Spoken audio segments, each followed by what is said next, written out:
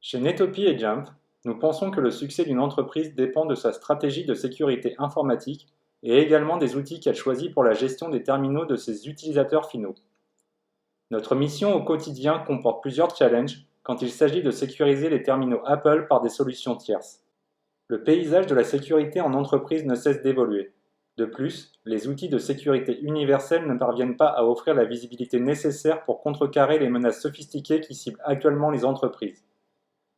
On a souvent constaté que les applications tierces comme les antivirus, VPN, EDR risquaient d'agir sur la stabilité des Mac, du fait qu'elles nécessitent une communication avec le noyau du système, ce qui peut être un frein. Les mises à jour des extensions nécessaires pour ces applications tierces sont souvent en retard sur les sorties de macOS. Résultat, les utilisateurs ne pouvaient pas utiliser les dernières avancées et fonctionnalités des nouveaux OS, et du coup, cela ralentissait leur productivité. Cela ne date pas d'hier, mais le manque de visibilité sur les événements qui se produisent sur les Mac a souvent rebuté les responsables sécurité d'intégrer des Macs dans leur système d'information, car il n'existe pas d'outils pour les rassurer. De plus, cela révèle un manque sur macOS, les détections spécifiques, ce qui est nécessaire pour débusquer en profondeur les possibles menaces et tentatives d'intrusion. C'est pour ces raisons principales que Jamf a choisi de s'attaquer à cette challenge et y ont remédié avec brio. Ils ont éliminé le risque qu'une application tierce ne ralentisse le Mac en ne s'appuyant non pas sur une extension du noyau comme c'est le cas pour ces dernières, mais plutôt en s'appuyant sur un agent qui, une fois installé sur le Mac, ne fonctionne plus en mode utilisateur mais en tant que root.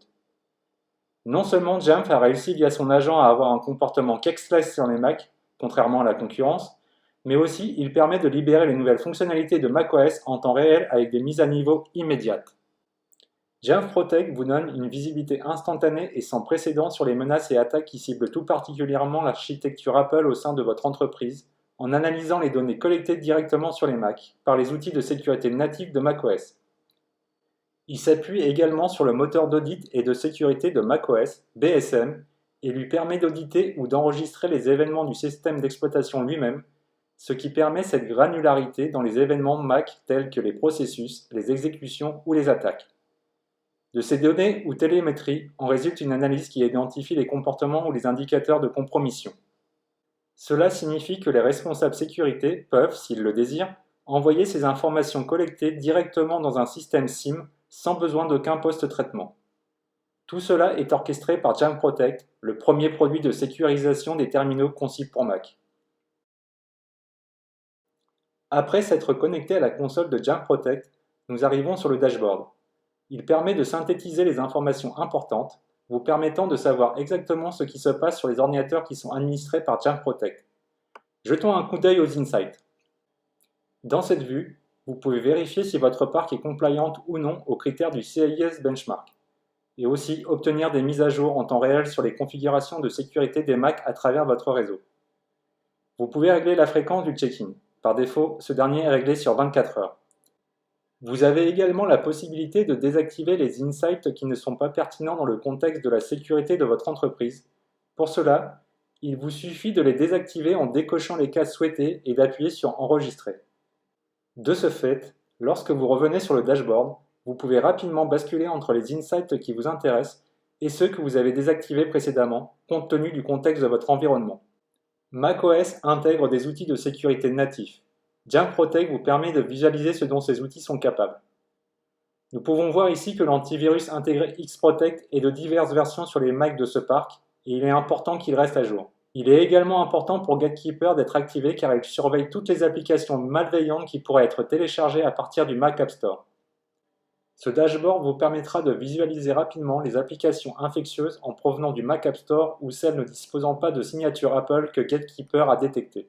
Intéressons-nous maintenant à ce Mac en particulier.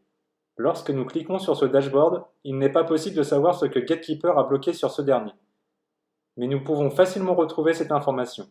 Pour cela, il nous suffit de sélectionner le Mac en question et nous pouvons ainsi nous apercevoir qu'il ne respecte pas 20 critères du CIS Benchmark que nous trouvons pertinents pour notre environnement. Nous pouvons également visualiser sur un graphique les dates auxquelles les alertes ont été détectées sur cet ordinateur. Étant donné qu'il y a eu 12 alertes au cours des 24 dernières heures, nous pouvons creuser de ce côté. Pour ce faire, nous nous rendons dans la section Alerte et nous allons pouvoir analyser de manière individuelle ce qui a été détecté sur cet ordinateur.